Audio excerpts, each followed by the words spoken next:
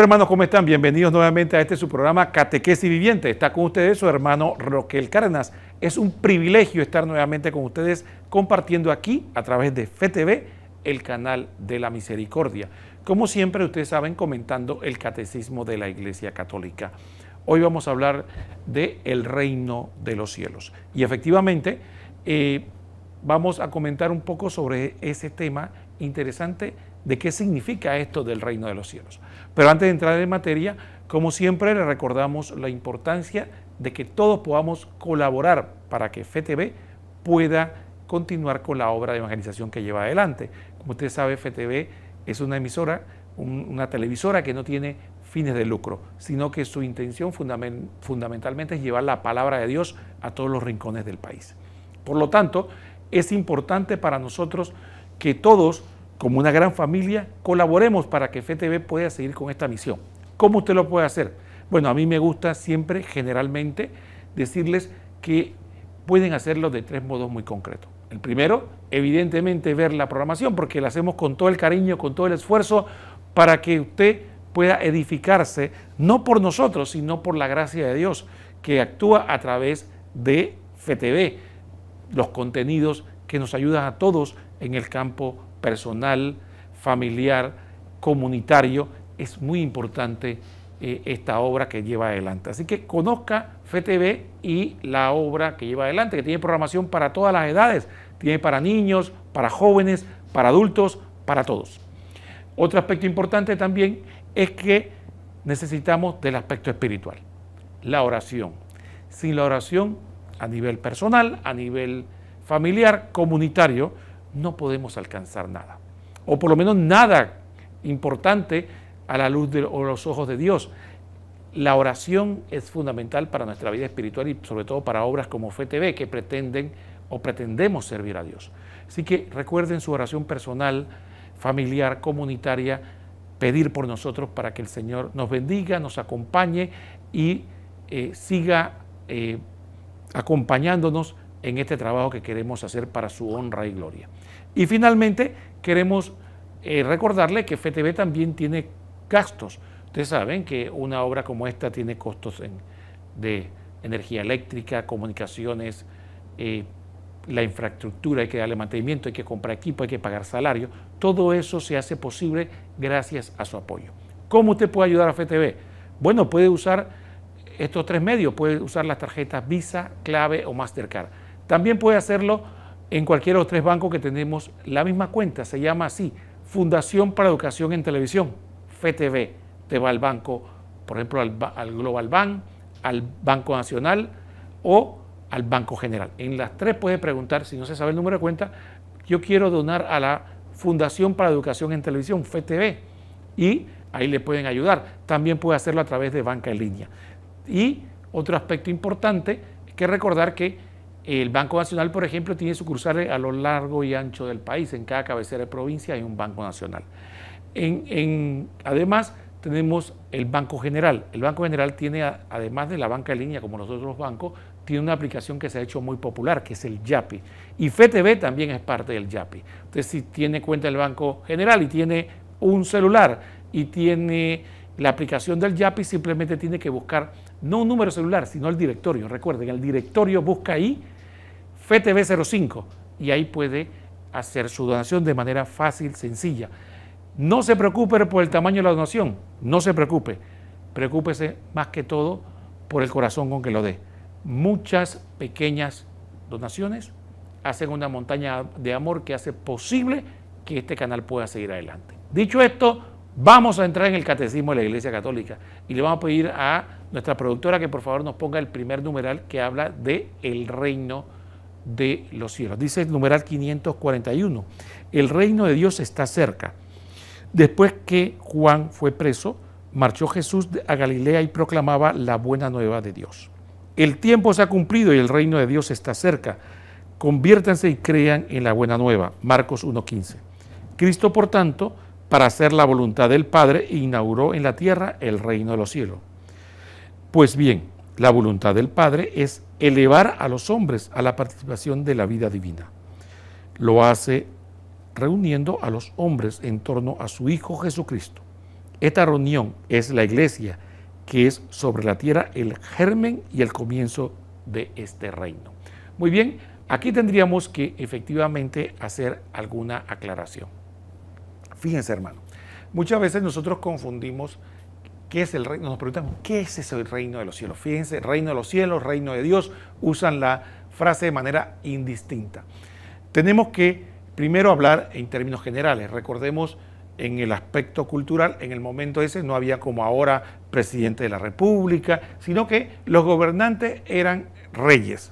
Así que hablar de un reino era fundamentalmente un territorio que estaba bajo la soberanía de un rey, y todas las personas que vivían ahí y que estaban bajo esa soberanía tenían que obedecerle, y además tenían que pagar impuestos y todo lo demás, ¿no? que tiene un propio gobierno. Eso es lo que era un reino. Pero ¿qué es esto del reino de los cielos? Bueno, es el reino obviamente que viene de Dios, viene de la voluntad de Dios. Sin embargo, tiene una característica. Como Dios es universal y este reino de los cielos es para los seres humanos, entonces empezamos diciendo que no tiene una demarcación territorial. Sabemos quién es el rey, Jesucristo. Pero entonces, ¿cómo se define este reino? Bueno, este reino, los súbditos se definen no por vivir en una área territorial gobernada o dirigida por el rey, sino por aquellos que voluntariamente se someten su voluntad, y en este caso, hablando del punto de vista de la iglesia, su inteligencia y su voluntad a este rey. Entonces, todo aquel que decide convertirse en siervo, en súbdito, en obediente a Jesucristo, inmediatamente es parte del reino de los cielos, entonces, o del reino de Dios. Entonces Jesucristo, cuando empieza a predicar, el reino de Dios está cerca, sí, está al alcance de la mano, no solo de la predicación de Cristo, sino de aquellos que aceptan esa predicación y por lo tanto deciden seguirlo. Entonces, todo el que decide aceptar la voluntad de Cristo y hacerla propia es parte del reino. Entonces dice que la iglesia es el germen. Recordemos, ¿qué es el germen? Dentro de la semilla está lo que llamamos el germen, que en pocas palabras es la esencia, lo que hace posible que de ella brote una nueva planta. Entonces, ¿qué ocurre? En el mundo, el germen, el inicio o la esencia está en la iglesia. Entonces, todos los miembros de la iglesia somos parte del reino de los cielos y por lo tanto somos aquellos que pertenecemos a este inicio. ¿Por qué germen? ¿Por qué inicio? Porque al final de los tiempos, cuando Jesucristo vuelva, se va a dar la plenitud del reino de los cielos. Entonces ya va a ser que Jesucristo va a establecer de manera definitiva en toda la creación, en todo el universo, su autoridad. Y los que quisieron aceptar en esta vida terrena el reino, van a vivir con él en ese reino de los cielos. Los que no, van a ser excluidos, que es lo que se llama el infierno.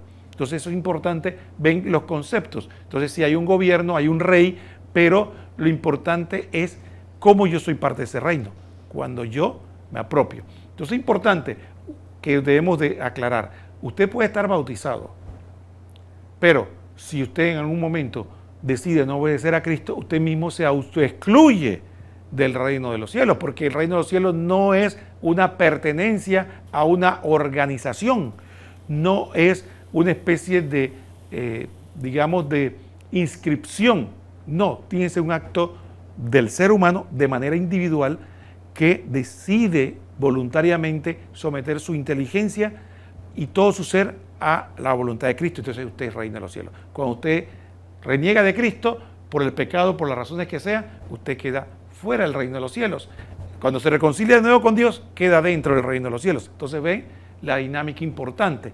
Entonces ahí vemos, entonces Jesucristo vino a predicar para que los hombres pudiéramos ser acreedores a ese regalo que Dios nos quiere hacer, que es la plenitud del reino, que se gana a través de esta vida terrena. Ese es el concepto, por eso decía, el reino de los cielos no está aquí, no está allá, está en medio de ustedes. Sí, porque efectivamente todo el que decide obedecer a Dios, ahí en medio está el reino de los cielos. Bueno, vamos a ver el otro numeral, vamos a pedir a nuestra productora que nos ponga el siguiente numeral para que veamos de qué se trata. Miren, el numeral siguiente es el 542 y dice así: Cristo es el corazón mismo de esta reunión de los hombres como familia de Dios. la convoca en torno a Él por su palabra, por sus señales que manifiestan el reino de Dios por el envío de sus discípulos. Sobre todo, Él realizará la venida de su reino por medio del gran misterio de su Pascua, su muerte en la cruz y su resurrección. Cuando yo sea levantado de la tierra, traeré todos hacia mí. Juan 12:32. A esta unión con Cristo están llamados todos los hombres. Bueno, efectivamente, aquí vemos otro aspecto importante. Recordemos, Dios de un inicio, cuando crea al hombre, lo crea para que entrara en comunión con Él. El hombre se rebela, rompe esa relación y queda esa unión rota por la voluntad del hombre. Recordemos que nosotros tenemos por voluntad divina libre albedrío para poder nosotros amar plenamente a Dios, y para poder amar hay que ser libre, nadie puede amar verdaderamente obligado. Entonces el hombre rompe con Dios. Para poder restablecer esa posibilidad de que perteneciéramos al reino de Dios, es decir, ser súbditos de Dios, ser parte, entonces Jesucristo viene a la tierra y nos da algo más. Ya no solo vamos a ser súbditos, sino que vamos a convertirnos en hijos adoptivos de Dios. Entonces ya pertenecemos no solo al reino, sino que somos familiares del Rey. Somos hermanos adoptivos de Cristo, hijos adoptivos del Padre. Nos hacen familia, y a partir de Cristo, por su reconciliación en su muerte y su cruz, nos permite a nosotros ya sí pertenecer al reino, pero también ya no como extraños, sino como hijos. Entonces, por lo tanto, ya a partir de ahí somos hijos en el Hijo. Y esto es importante que lo tengamos presente para que veamos entonces el regalo que Dios nos otorga. Entonces, en esta vida terrena tenemos nosotros la decisión de pertenecer o no a ese reino, y eso es lo que nos va a garantizar participar en la plenitud del reino. Entonces, esto es muy importante porque muchas veces se tergiversa el concepto del reino de los cielos, porque muchas veces se ve primero una dicotomía. Ven algunos, bueno, lo que pasa es que eso es allá en el cielo, y otros lo ven demasiado terrenal. No, es lo que pasa, que el reino del cielo es instaurar la justicia aquí. Ni una cosa ni la otra. Tienen relación, están unidos, pero fundamentalmente ni aquí va a haber la justicia divina en plenitud, ni se trata solamente de estar aspirando al cielo. Se trata de entender que para poder llegar allá tenemos que pertenecer a este reino aquí primero, someter nuestra inteligencia y nuestra voluntad. Quiero terminar, antes de hacer la pausa, recordándoles esto. Siempre tengamos presente, lo que la iglesia nos llama de estar en estado de gracia significa estar en unión con Dios, porque no me he rebelado contra Él por el pecado y estoy unido, mi inteligencia y voluntad, a Él. Ahí soy parte del reino de los cielos. Eso es lo que debemos estar presentes, no tanto pensar si estoy inscrito en tal parroquia, tal ministerio, tal grupo. Eso no es lo que me hace parte del reino de Dios, eso es accesorio. Lo que me hace parte del reino de Dios es mi unión con Dios en la obediencia. Muy bien, dicho esto, vamos a hacer la primera pausa del programa y después continuamos con el tema de la propagación del reino de los cielos. No se vaya, quédese con nosotros.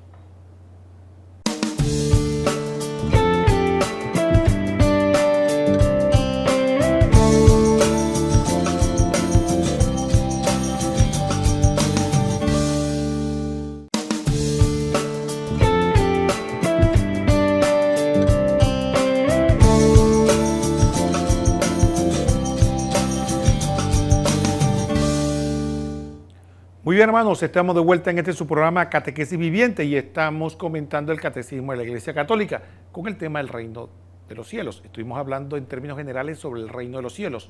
Ahora vamos a hablar del anuncio del reino de los cielos. Para ello vamos a pedirle a nuestra productora que por favor nos ponga el siguiente numeral que nos habla de este tema. Dice el 543, el anuncio del reino de Dios.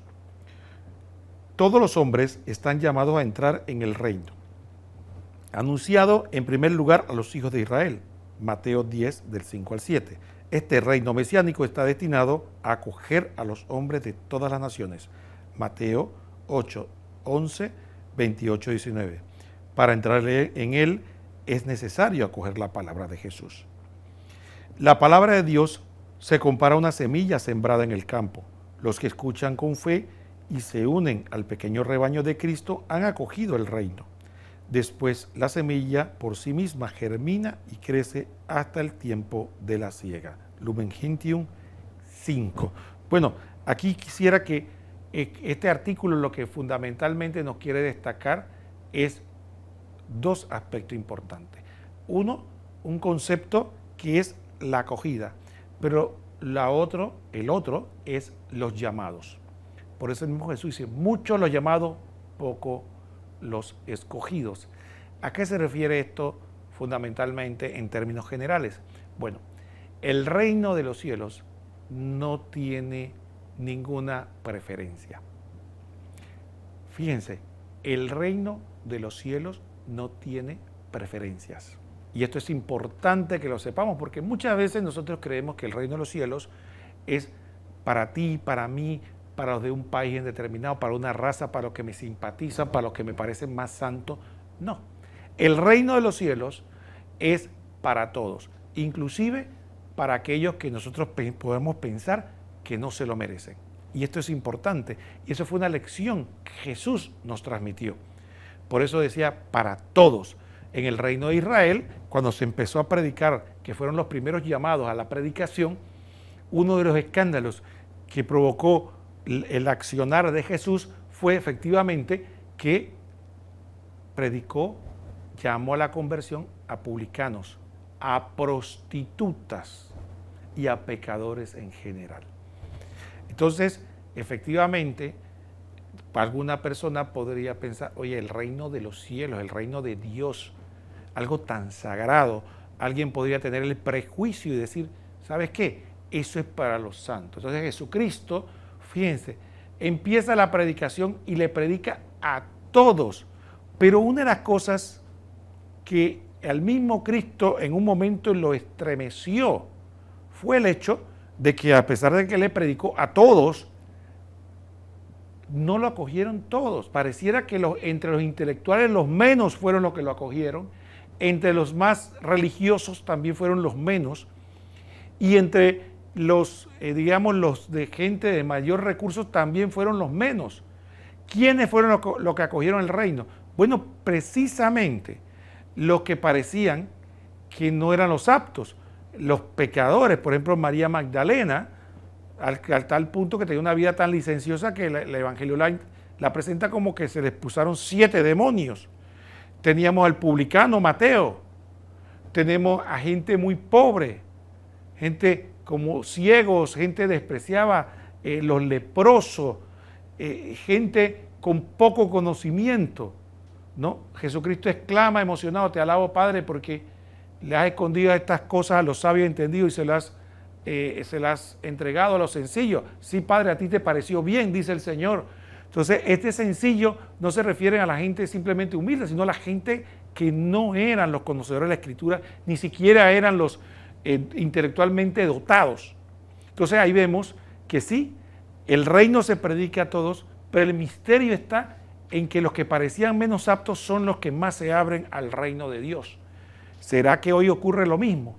Tengamos cuidado, que puede ser que estamos pecando de soberbia y creernos que nosotros somos los más aptos y tal vez no lo somos. Tal vez más adelante el catecismo nos va a ir orientando en ese sentido, pero lo importante es que es para todos.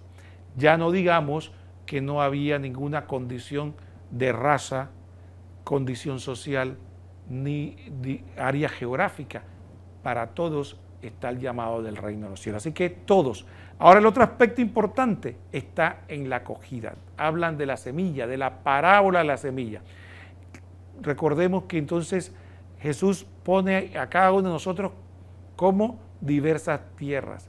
Tierra fértil, tierra pedregosa, tierra dura, tierra que no tiene profundidad. Entonces la semilla de la palabra de Dios que nos insta a entregarnos a Él es lo que hay que ver qué tanta profundidad tiene. Entonces, recordemos, no se trata de un acto y esto es importante que lo tengamos presente. Muchos de nosotros piensan que si una persona, por ejemplo, de repente tenía una vida licenciosa, tomaba drogas, alcohol, tenía juegos de azar, ¿no?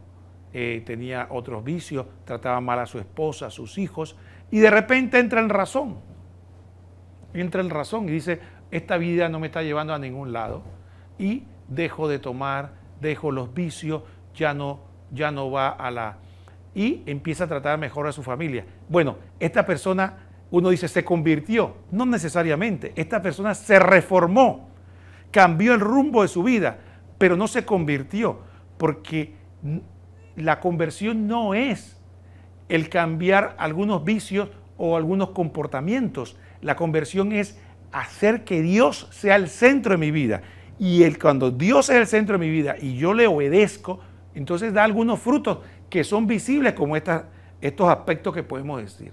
Pero una persona se puede reformar y cambiar y no tener a Dios en el centro de su vida, vivir como si Dios no existiera, siendo egoísta, mezquino, vanidoso.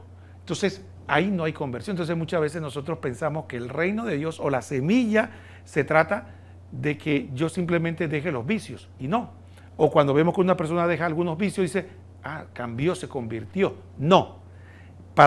La verdadera conversión es que la semilla, en pocas palabras podemos decir que es Dios mismo. Cuando Dios germina en nuestro corazón, entonces Él se convierte poco a poco, no de una vez, en el centro de nuestra vida. Y cuando ya todo nuestro eje gira en torno a Dios, entonces actuamos por y para Dios, entonces hay una conversión y la vida cambia, pero desde adentro. Esa es la conversión. Ese es el reino de Dios que nace en nosotros y que se hace vida a través de nosotros. No necesariamente una reforma moral o fruto de un tipo de voluntarismo de que yo puedo. Eso no es conversión, aunque puede parecerle a muchos. Vamos a pedirle a nuestro productor que nos ponga el siguiente numeral, que también nos abunda un poco más sobre ese tema. Dice el 544. El reino pertenece a los pobres y a los pequeños, es decir, a los que acogen con un corazón humilde. Jesús fue enviado para anunciar la buena nueva a los pobres. La declara bienaventurados porque de ellos es el reino de los cielos. Mateo 5:3. A los pequeños es a quienes el Padre se ha dignado revelar las cosas que ha ocultado a los sabios y prudentes. Mateo 11:25. Jesús desde el pesebre hasta la cruz comparte la vida de los pobres, conoce el hambre, Marcos 2:23-26, Mateo 21:18, la sed, Juan 4:6-7, Juan 19:28 y la privación, Lucas 9:58. Aún más se identifica con los pobres de todas las clases y hace el amor activo hacia ellos la condición para entrar en su reino. Mateo 25, el 31 al 46. Aquí hay una cosa que es bien interesante que tengamos presente. Y hay que distinguirla con mucha acuciosidad para no caer en algún tipo de prejuicio. Empecemos. Jesucristo y la vida cristiana nos llama a tener preferencia por los abandonados, por misericordia, por amor a Dios, por amor al prójimo. Evidentemente, ¿quién necesita más de nuestra ayuda? ¿Un pobre o un millonario?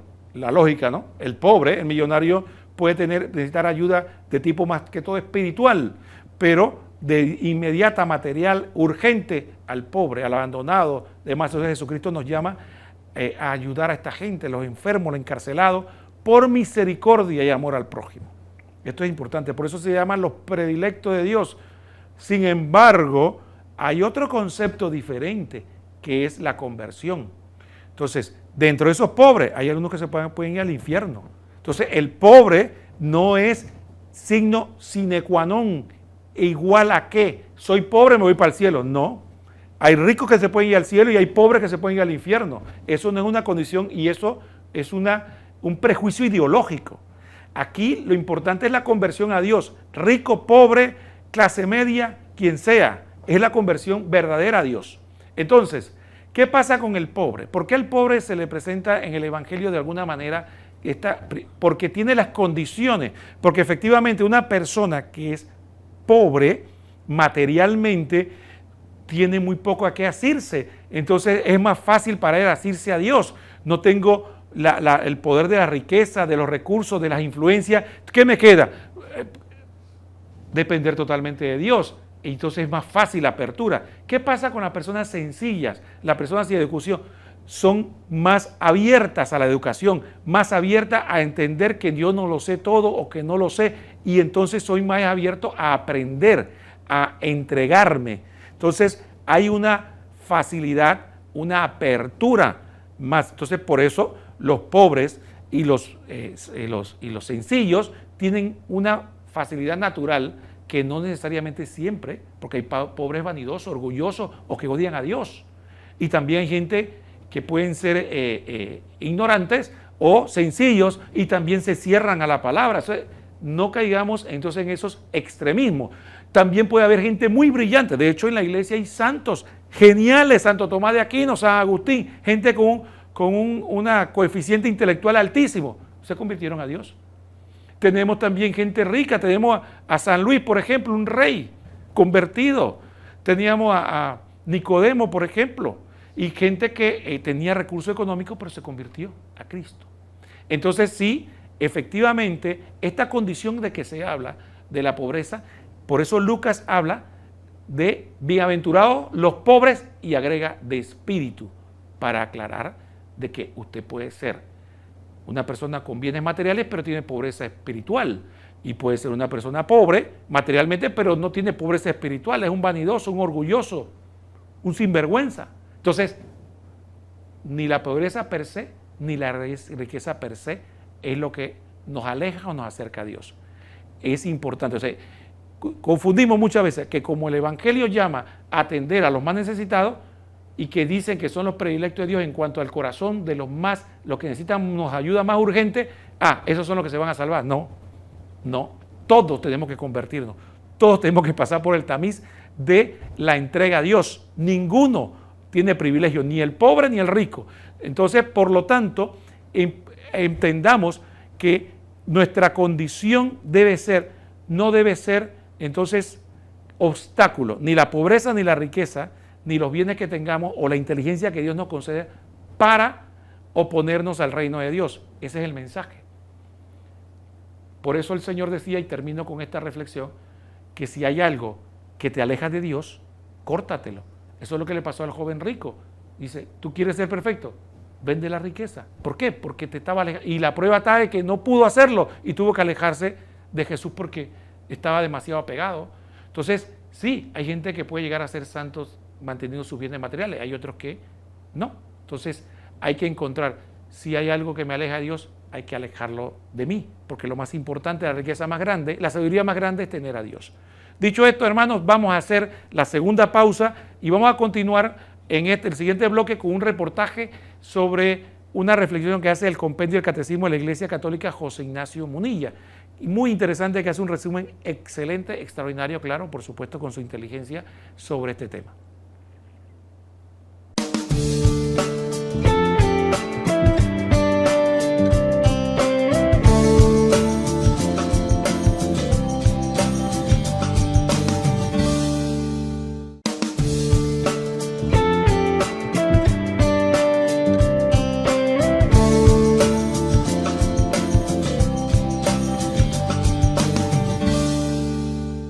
Muy hermanos, como lo prometido es deuda, aquí en Catequesis Viviente vamos a continuar con lo que dijimos al terminar el bloque anterior, el reportaje de nuestro obispo José Ignacio Munilla de España, que hace una excelente reflexión del compendio del Catecismo de la Iglesia Católica abordando este tema.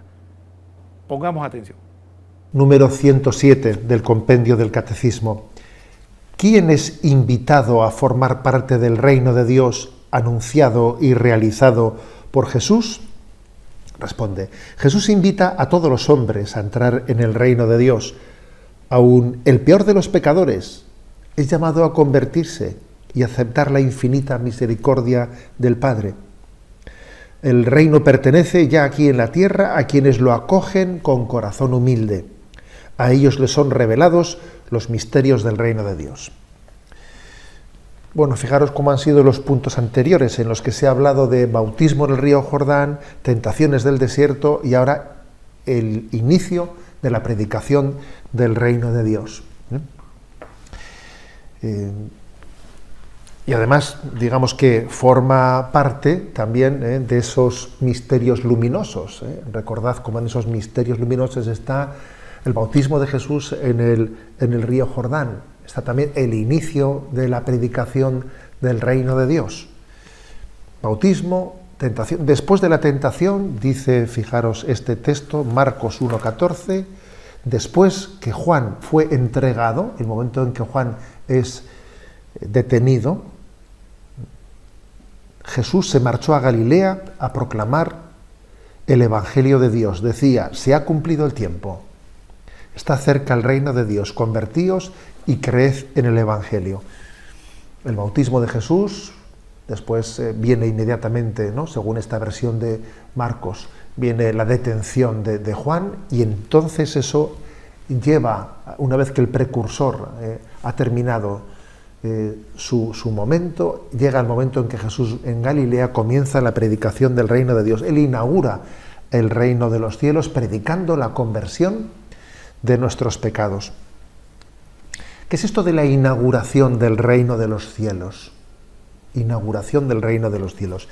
Es el inicio de toda la tarea de Jesús entre nosotros, que es elevar a todos los hombres a participar de la vida divina. Él para esto ha venido. Y para ello comienza a conformar una serie de seguidores. Ellos son el núcleo de lo que es la Iglesia, la cual a su vez es el germen del reino de Dios. Esa Iglesia que Jesús comienza a convocar es el germen del reino de Dios que se va a extender por todo el mundo. Para eso ha venido Jesús. Y para elevar a todos los hombres a la condición divina. Todos están llamados, sin excepción. No se trata de un club de selectos, de un club de privilegiados. No, no es así.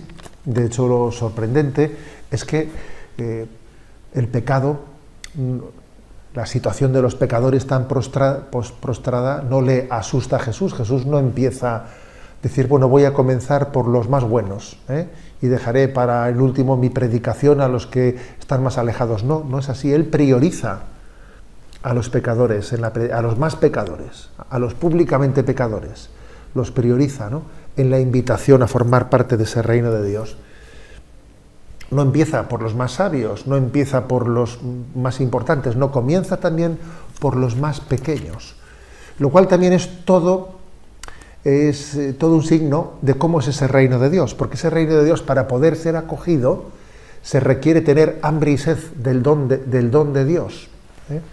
La primera de las bienaventuranzas dice, bienaventurados los pobres de espíritu, porque ser pobre de espíritu no es otra cosa que tener puesta nuestra esperanza en el don de Dios, no tener una falsa seguridad, una falsa expectativa en nosotros mismos. Entender que todo lo esperamos de Dios, que solamente de Él puede venir su plenitud. Un pobre de Yahvé, que eso es a lo que se refiere, ¿no?, la primera bienaventuranza, un anahuín, un pobre de Yahvé, es aquel que sabe que solo Dios puede salvarle y tiene puesta su heredad, su esperanza en la salvación de Dios. No es alguien que esté muy seguro de su sabiduría, que ponga su esperanza en que tengo las cosas bien hechas, tengo seguridad en que tal y como he planteado en mi vida, confío en que tendré una buena recompensa porque mi vida está... No pone su esperanza en sus propias obras siquiera. Es verdad que el Evangelio, fijaros bien, ¿no?, que el Evangelio nos dice que demos frutos de buenas obras. Es verdad que el inicio del Adviento dice que salgamos a recibir a Jesús en la Navidad cargados de buenas obras, dice eso. Pero al mismo tiempo, para entender correctamente esas buenas obras, sin poner en ellas nuestra esperanza, sino poniendo la esperanza no en que tenemos derecho por las buenas obras que hemos hecho, tenemos derecho a recibir la salvación, no, sino que nuestra esperanza está puesta en la bondad de Dios, no en nosotros mismos, no en nuestras obras. Santa Teresita de Lisieux, ella habló de la infancia espiritual. de esa infancia espiritual que confía sencillamente en la bondad del Padre, ¿eh? Incluso ella, en su atrevimiento, llega a decir: yo el día que me presente delante de Dios, no quiero ir con los brazos cargados de las buenas obras que haya hecho en esta vida, porque parece que si tengo los brazos ocupados a ver cómo sostengo todas las buenas obras que he hecho en esta vida, voy a tener los brazos ocupados y no voy a poder tenerlos libres para darle un abrazo a Jesús. Prefiero ir con las manos vacías, dice ella, ¿no?, en su inocencia, en esa explicación del camino de la infancia espiritual. Eso es ser pobre de Yahvé. Eso es ser pobre de Yahvé, no poner la esperanza en nuestras obras, sino ponerlas en la bondad de Dios. E incluso es obvio que el pecado es una ofensa al amor de Dios, que el pecado es un desprecio del amor de Dios, pero Dios ha querido que también la situación en la que se encuentran los pecadores sea una situación en la que ellos experimentan la necesidad de misericordia. Cuando uno es profundamente pecador y tiene conciencia de ello, esa situación de pecado se puede convertir en una oportunidad de gracia. El tomar conciencia de que soy un pecador y que necesito del perdón de Dios y necesito de su misericordia, me hace un alma privilegiada para poder formar parte de ese reino de Dios. Porque cuando uno se cree santo, cuando uno tiene falta de conciencia, de necesidad de ser salvado, cuando uno no tiene la necesidad de pedir misericordia, de mendigar misericordia, está en una situación que no le pone en la situación adecuada para formar parte de ese reino de Dios. Que, como digo, son los pequeños, no los que se las dan de sabios y entendidos, sino los pequeños, y son los pecadores, los que tienen conciencia de misericordia, los que se ponen no como los primeros en esa predicación de Cristo. Bueno, hermanos, después de este reportaje de José Ignacio Munilla, excelente su reflexión, vamos a continuar con los dos últimos numerales del Catecismo que redondean esto del anuncio del reino de los cielos y a quién va dirigido. Vamos a pedirle a nuestra productora que nos ponga el siguiente numeral. 545. Jesús invita a los pecadores al banquete del reino. No he venido a llamar a los justos, sino a pecadores. Marcos 2:17, 1 Timoteo 1:15. Le invita a la conversión sin la cual no se puede entrar en el reino, pero les muestra de palabra y con hechos la misericordia sin límites de su Padre hacia ellos. Lucas 15, 11:32. Y la inmensa alegría en el cielo por un solo pecador que se convierte. Lucas 15:7. La prueba suprema de este amor será el sacrificio de su propia vida para remisión de los pecados. Muy bien, aquí tenemos un aspecto interesante que nos toca a nuestra vida espiritual. Cuando Jesús sale a predicar, había gente que de diversas formas cumplía la ley, que era lo que se llamaba, era lo llamado para, diríamos, para estar bien con Dios, por decirlo de alguna manera. Usted cumplía la ley, cumplía con lo que decían los mandatos divinos, usted estaba cumpliendo. Pero observe la frase, la famosa parábola de Jesús con el publicano y el fariseo. El fariseo no era una persona cualquiera, era un cumplidor, el que describe Jesucristo, de la ley. Imagínense, yo le pregunto a usted, ¿cuántos de usted y yo, o los que me escuchan, ayuna 2 veces por semana? No durante Cuaresma, sino todo el tiempo, porque él decía que él ayunaba todo el tiempo 2 veces por semana. A ver quién tiene esa disciplina. A ver quién da el diezmo de todo, hasta del comino, de lo más insignificante, a Dios. Entonces, era un hombre muy disciplinado. Dice que además de eso tenía una vida recta, virtuosa. No tomaba alcohol, no era un borracho, no era un adúltero, etcétera, como él mismo dice. Sin embargo, el publicano tenía una vida licenciosa. ¿Cuál es la diferencia entre el fariseo que se comportaba de esta manera y el otro? Uno decía, bueno, este parece un hombre virtuoso y el otro no. Es precisamente de que el fariseo perdió la conciencia del pecado. Todos somos pecadores, eso lo decimos muy a menudo, pero ¿nos sentimos pecadores realmente o nos sentimos virtuosos?